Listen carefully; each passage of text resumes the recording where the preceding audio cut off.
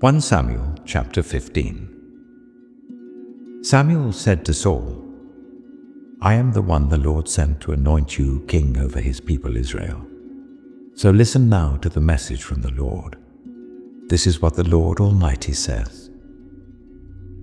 I will punish the Amalekites for what they did to Israel when they waylaid them as they came up from Egypt. Now go, attack the Amalekites, and totally destroy all that belongs to them. Do not spare them. Put to death men and women, children and infants, cattle and sheep, camels and donkeys. So Saul summoned the men and mustered them at Telaim, 200,000 foot soldiers and 10,000 from Judah. Saul went to the city of Amalek and set an ambush in the ravine. Then he said to the Kenites, Go away, leave the Amalekites, so that I do not destroy you along with them. For you showed kindness to all the Israelites when they came up out of Egypt. So the Kenites moved away from the Amalekites. Then Saul attacked the Amalekites all the way from Havilah to Shur, near the eastern border of Egypt. He took Agag, king of the Amalekites, alive, and all his people he totally destroyed with the sword. But Saul and the army spared Agag, and the best of the sheep and cattle, the fat calves and lambs, everything that was good. These they were unwilling to destroy completely, but everything that was despised and weak they totally destroyed. Then the word of the Lord came to Samuel. I regret that I have made Saul king, because he has turned away from me and has not carried out my instructions. Samuel was angry, and he cried out to the Lord all that night. Early in the morning, Samuel got up and went to meet Saul, but he was told, Saul has gone to Carmel. There he has set up a monument in his own honor, and has turned and gone on down to Gilgal. When Samuel reached him, Saul said, The Lord bless you. I have carried out the Lord's instructions. But Samuel said, What then is this bleating of sheep in my ears? What is this lowing of cattle that I hear? Saul answered, The soldiers brought them from the Amalekites. They spared the best of the sheep and cattle to sacrifice to the Lord your God, but we totally destroyed the rest. Enough, Samuel said to Saul. Let me tell you what the Lord said to me last night. Tell me, Saul replied. Samuel said, Although you were once small in your own eyes, did you not become the head of the tribes of Israel? The Lord anointed you king over Israel, and he sent you on a mission, saying, Go and completely destroy those wicked people, the Amalekites. Wage war against them until you have wiped them out. Why did you not obey the Lord? Why did you pounce on the plunder and do evil in the eyes of the Lord? But I did obey the Lord, Saul said. I went on the mission the Lord assigned me. I completely destroyed the Amalekites and brought back Agag, their king. The soldiers took sheep and cattle from the plunder, the best of what was devoted to God, in order to sacrifice them to the Lord your God at Gilgal. But Samuel replied, Does the Lord delight in burnt offerings and sacrifices as much as in obeying the Lord? To obey is better than sacrifice, and to heed is better than the fat of rams. For rebellion is like the sin of divination, and arrogance like the evil of idolatry. Because you have rejected the word of the Lord, he has rejected you as king. Then Saul said to Samuel, I have sinned. I violated the Lord's command and your instructions. I was afraid of the men, and so I gave in to them. Now I beg you, forgive my sin and come back with me, so that I may worship the Lord. But Samuel said to him, I will not go back with you.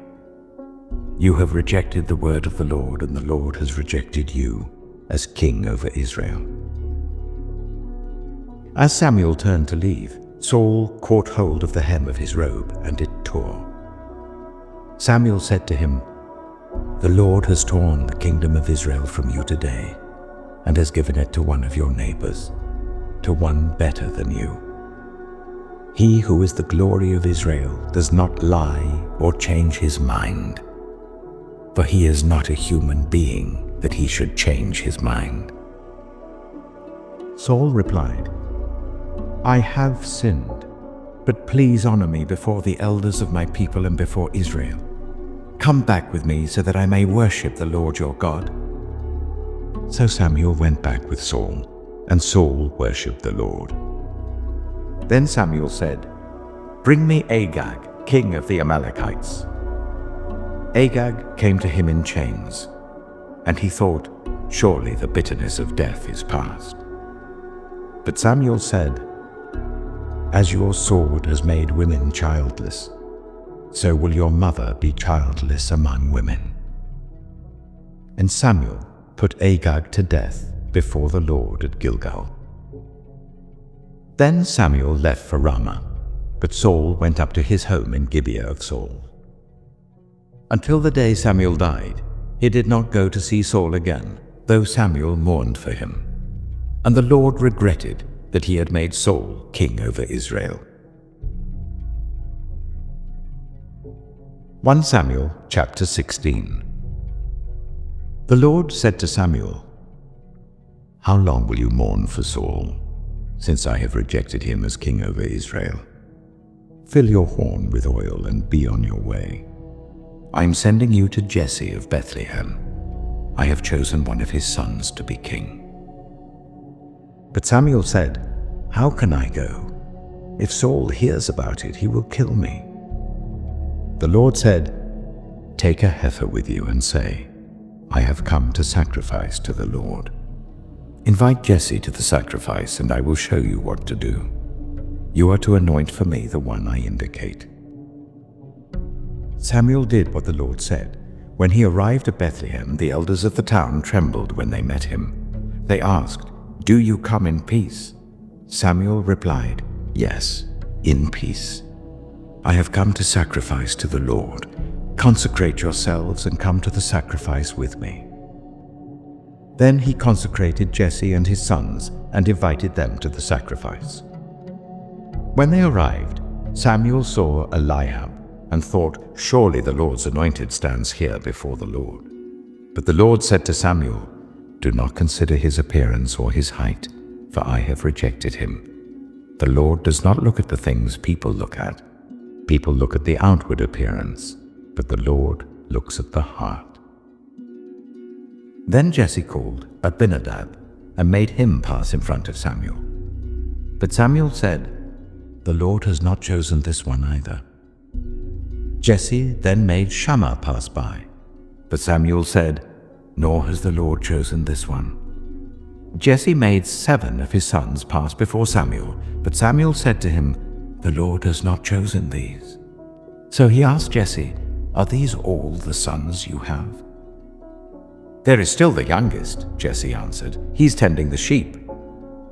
Samuel said, "Send for him. We will not sit down until he arrives."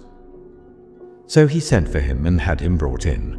He was glowing with health and had a fine appearance and handsome features. Then the Lord said, "Rise and anoint him. This is the one." So Samuel took the horn of oil and anointed him in the presence of his brothers. And from that day on, the Spirit of the Lord came powerfully upon David. Samuel then went to Ramah. Now the Spirit of the Lord had departed from Saul, and an evil spirit from the Lord tormented him. Saul's attendants said to him, "See, an evil spirit from God is tormenting you. Let our Lord command his servants here to search for someone who can play the lyre. He will play when the evil spirit from God comes on you, and you will feel better." So Saul said to his attendants, "Find someone who plays well and bring him to me." One of the servants answered, "I've seen a son of Jesse of Bethlehem who knows how to play the lyre. He is a brave man and a warrior. He speaks well and is a fine-looking man, and the Lord is with him." Then Saul sent messengers to Jesse and said, "Send me your son David, who is with the sheep."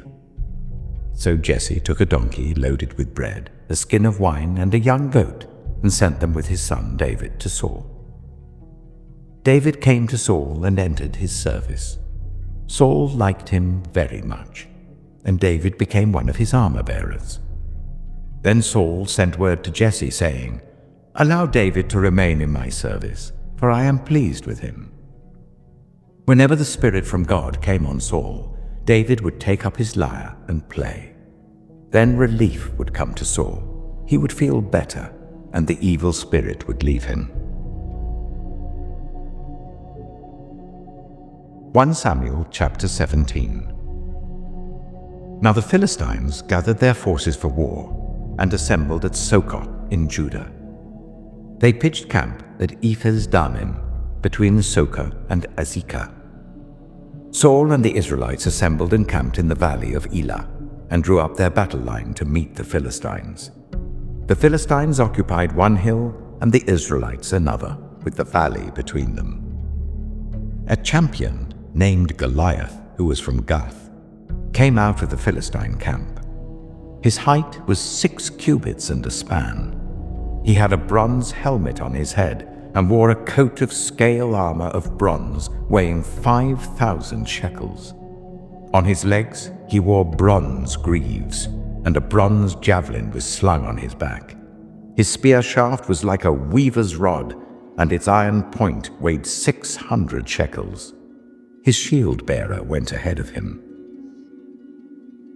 Goliath stood and shouted to the ranks of Israel, "Why do you come out and line up for battle? Am I not a Philistine, and are you not the servants of Saul? Choose a man and let him come down to me. If he is able to fight and kill me, we will become your subjects. But if I overcome him and kill him, you will become our subjects and serve us." Then the Philistine said, "This day I defy the armies of Israel. Give me a man and let us fight each other." On hearing the Philistines' words, Saul and all the Israelites were dismayed and terrified. Now David was the son of an Ephrathite named Jesse, who was from Bethlehem in Judah. Jesse had 8 sons, and in Saul's time he was very old. Jesse's 3 eldest sons had followed Saul to the war. The firstborn was Eliab, the second Abinadab, and the third Shammah. David was the youngest. The 3 eldest followed Saul, but David went back and forth from Saul to tend his father's sheep at Bethlehem. For 40 days, the Philistine came forward every morning and evening and took his stand.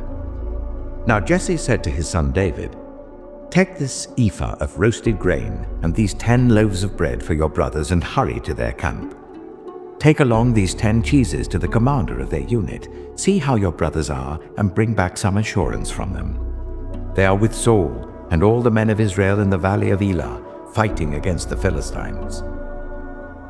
Early in the morning, David left the flock in the care of a shepherd, loaded up and set out as Jesse had directed. He reached the camp as the army was going out to its battle positions, shouting the war cry. Israel and the Philistines were drawing up their lines facing each other.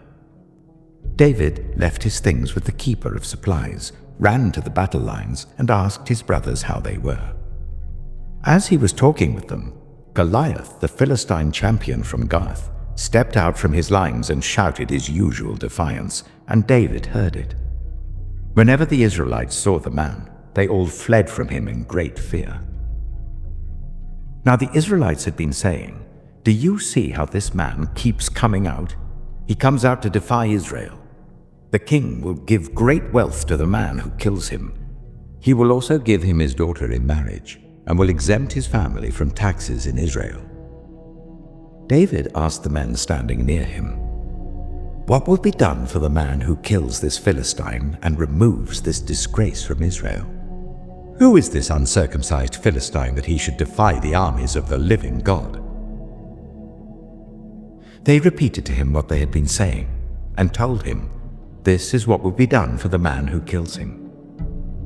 When Eliab, David's eldest brother heard him speaking with the men, he burned with anger at him and asked, "Why have you come down here? And with whom did you leave those few sheep in the wilderness? I know how conceited you are and how wicked your heart is.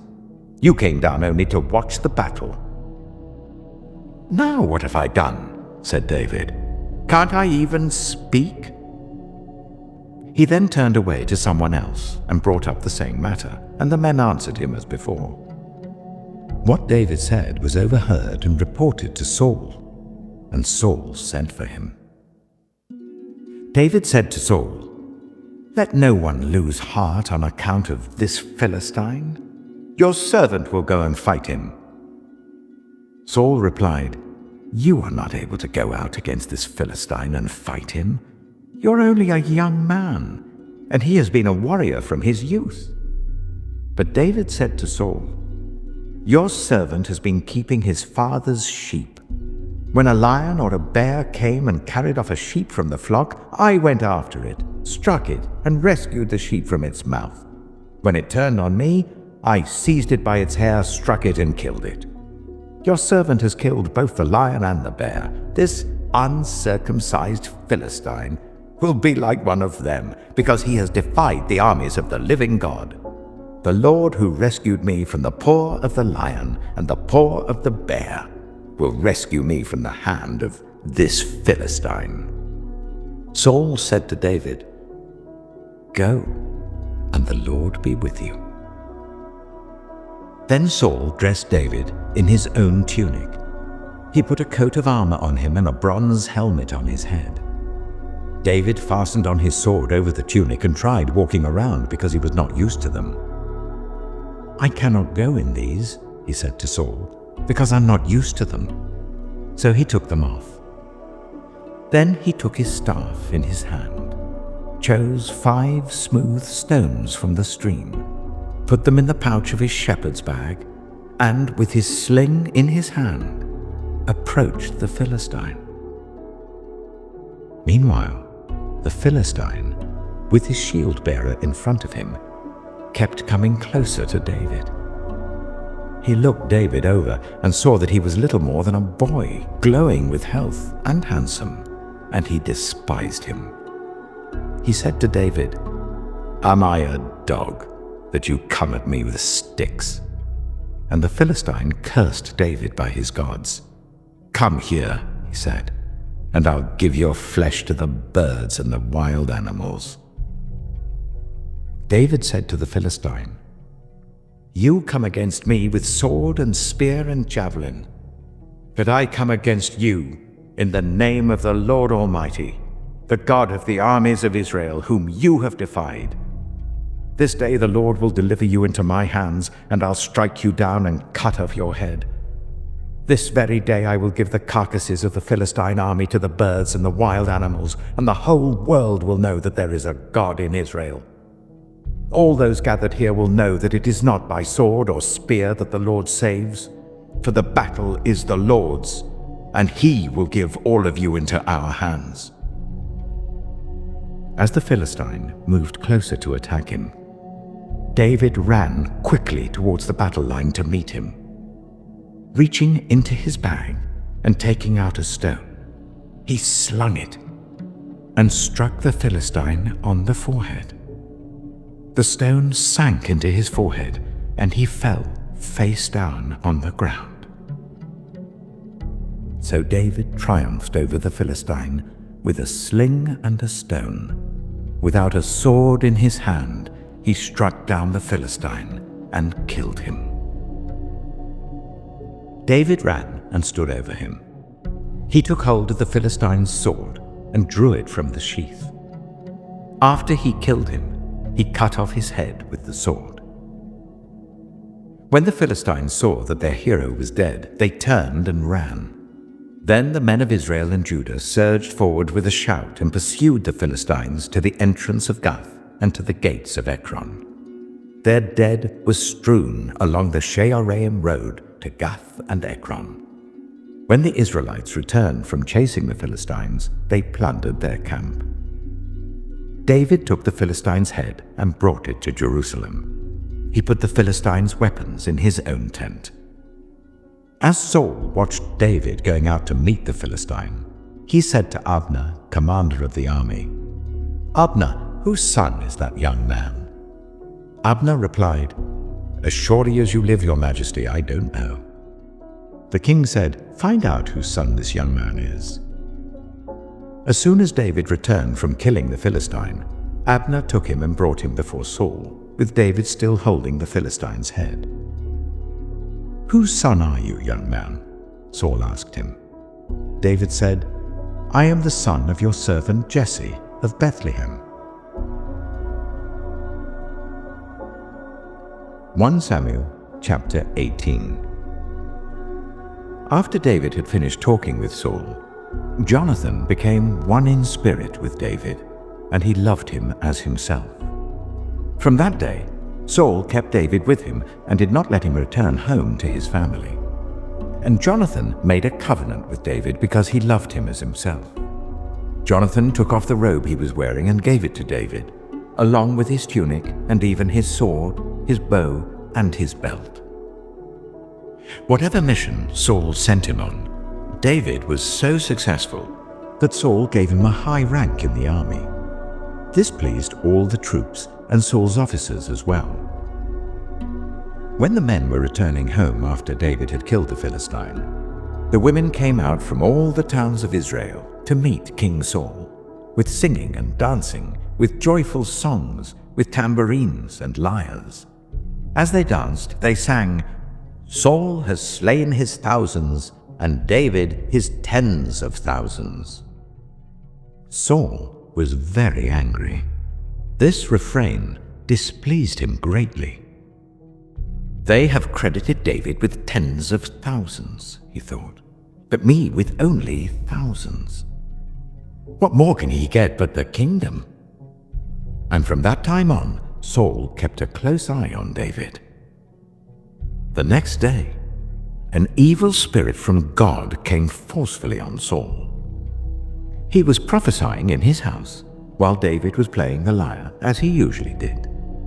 Saul had a spear in his hand, and he hurled it, saying to himself, "I'll pin David to the wall." But David eluded him twice. Saul was afraid of David, because the Lord was with David, but had departed from Saul. So he sent David away from him and gave him command over 1,000 men. And David led the troops in their campaigns. In everything he did, he had great success, because the Lord was with him. When Saul saw how successful he was afraid of him. But all Israel and Judah loved David because he led them in their campaigns. Saul said to David, "Here is my elder daughter, Merab. I will give her to you in marriage. Only serve me bravely and fight the battles of the Lord." For Saul said to himself, "I will not raise a hand against him. Let the Philistines do that."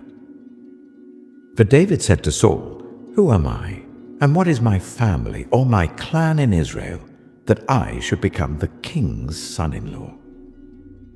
So when the time came for Merab, Saul's daughter, to be given to David, she was given in marriage to Adriel of Meholah. Now Saul's daughter Michal was in love with David, and when they told Saul about it, he was pleased. "I will give her to him," he thought, "so that she may be a snare to him, and so that the hand of the Philistines may be against him." So Saul said to David, "Now you have a second opportunity to become my son-in-law."